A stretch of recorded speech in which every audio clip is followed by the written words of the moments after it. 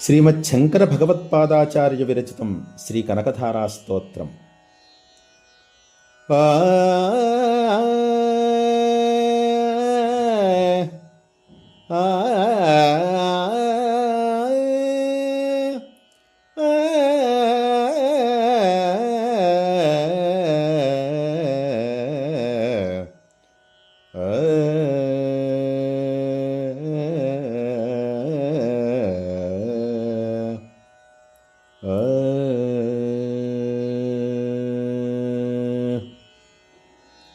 వందే వందారు మందారం ఇందిరానంద కందలం అమల్దానంద సందోహ బంధురం సింధురాననం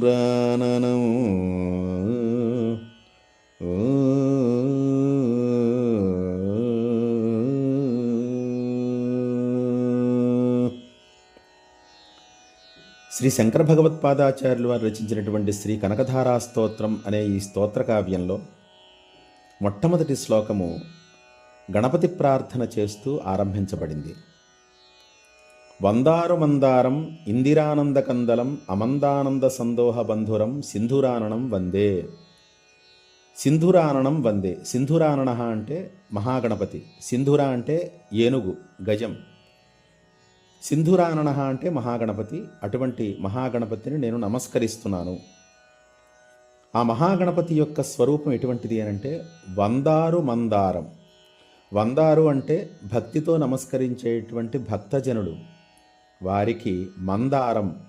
ఎలాగైతే దేవతావృక్షమైన మందారము ఆశ్రయించిన వారి కోరికల్ని తీరుస్తూ ఉంటుందో, ఆ విధంగా భక్తజనుల యొక్క కోరికలను అభీష్టముల్ని నెరవేర్చేటువంటి వాడు మహాగణపతి.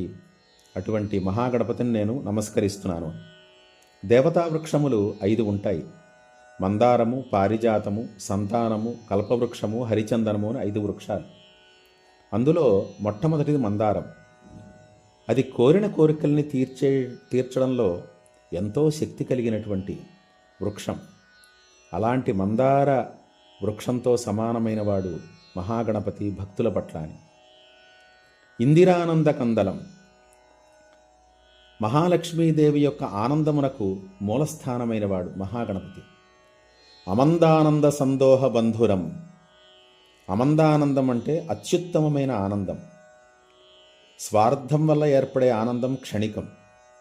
సద్గుణముల వల్ల, సత్సంస్కారముల వల్ల, వైరాగ్యం వల్ల, భగవద్భక్తి వల్ల, భగవత్ సాక్షాత్కారం వల్ల, ఆత్మదర్శనం వల్ల కలిగే ఆనందం నిత్యమైనది, సత్యమైనది, సర్వోన్నతమైనది. అటువంటి ఆనందాన్ని కలిగిస్తాడు. అంటే సత్సంస్కారములు ఎవరికైతే ఉంటాయో వాళ్ళ యొక్క భక్తి సాత్విక భక్తి. అటువంటి సాత్విక భక్తి కలిగినటువంటి భక్తజనులకు ఆ సత్సంస్కారములను వృద్ధి చేస్తూ, సద్గుణాలను వృద్ధి చేస్తూ, అలాగే వైరాగ్య సంపదని కలిగిస్తూ వాళ్ళకి అత్యుత్తమమైన ఆనందాన్ని కలిగిస్తాడు మహాగణపతి. అటువంటి మహాగణపతిని సింధురాననం, మహాగణపతిని వందే నమస్కరిస్తున్నాను అని ఈ శ్లోకం యొక్క తాత్పర్యం.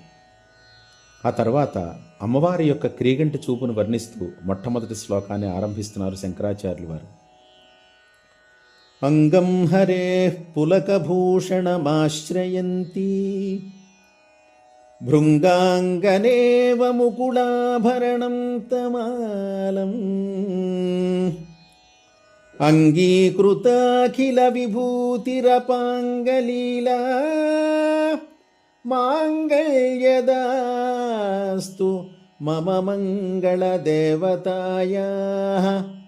మాంగళ్యదాస్తు మమ మంగళదేవతాయాః.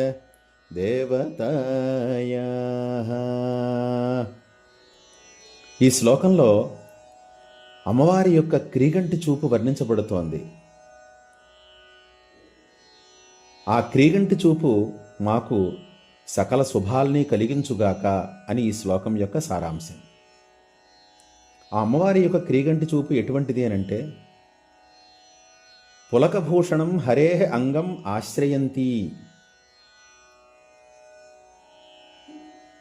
ముకుళాభరణం తమాలం భృంగాంగనా ఇవ. విష్ణుమూర్తి యొక్క శరీరం ఒక అద్భుతమైనటువంటి మేఘవర్ణంతో ప్రకాశించే దివ్య శరీరం. అటువంటి శరీరమునందు అమ్మవారి యొక్క చూపు ప్రసరించంగానే ఒక రోమాంచం ఏర్పడింది. ఒక స్నేహితుడు కానీ ప్రియురాలు కానీ మనకు ఎదురుపడినప్పుడు మన ఒళ్ళు పులకరించి ఆనందం కలుగుతుంది. ఆ విధంగానే మహాలక్ష్మీదేవి యొక్క చూపు ప్రసరించంగానే ఆ విష్ణుమూర్తి యొక్క శరీరం రోమాంచితమైంది. ఆ రోమాంచమే ఆభరణమైందిట విష్ణుమూర్తికి.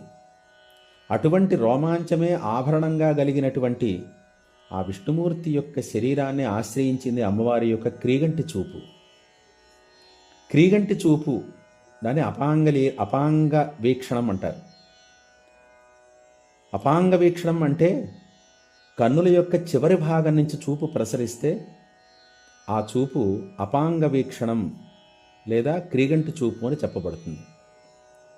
అటువంటి క్రీగంటి చూపు విష్ణుమూర్తి యొక్క శరీరమును ఆశ్రయించింది. ఎలాగా అంటే ఉదాహరణ చెప్తున్నారు, ఇక్కడ ఉపమానం చూపిస్తున్నారు. ముకుళాభరణం తమాలమివ, తెల్లటి మొగ్గలతో రమణీయంగా ఉన్నటువంటి తమాల వృక్షమునందు ఆ మొగ్గలపై వాడడానికి ఎలాగైతే ఆడతుమ్మెదలు వెళుతూ ఉంటాయో, ఆ చెట్టును ఆశ్రయిస్తాయో, అదేవిధంగా నల్లనైనటువంటి అమ్మవారి యొక్క క్రీగంటి చూపు రోమాంచమే ఆభరణంగా కలిగినటువంటి మహావిష్ణువు యొక్క శరీరాన్ని ఆశ్రయించి అంత శోభగా ఉన్నదిట. అటువంటి శోభాయుక్తమైనటువంటి అమ్మవారి యొక్క చూపు మాకు సకల మంగళాలని కలిగించాలి అని. ఆ చూపు ఇంకా ఎటువంటిది అనంటే అంగీకృతాఖిల విభూతి. భక్తి శ్రద్ధలతో తనను ఆశ్రయించి మహాలక్ష్మీదేవి యొక్క తత్వాన్ని ఎవరైతే తెలుసుకుని ఉపాసిస్తారో అటువంటి వారికి విభూతుల్ని సంపదల్ని కలిగించేటువంటిది. అటువంటి అపాంగలీల క్రీగంటి చూపు యొక్క విలాసహేళ అమ్మవారి యొక్క మంగళదేవతాయా అపాంగలీల, అమ్మవారి యొక్క క్రీగంటి చూపు యొక్క లీలా విలాసం మాంగళ్యదాస్తు మమ మాంగళ్యదాస్తు, నాకు సకల మంగళాల్ని కలిగించుగాక, సకల శుభాల్ని కలిగించుగాక అని ఈ శ్లోకం యొక్క తాత్పర్యం. ఇది మొదటి శ్లోకం. రెండవ శ్లోకంలో ఏముందో మళ్ళీ మనం పరిశీలిద్దాం. మీ యనమంట శ్రీనివాస శర్మ. మహాలక్ష్మీ ప్రసాద సిద్ధిరస్తు.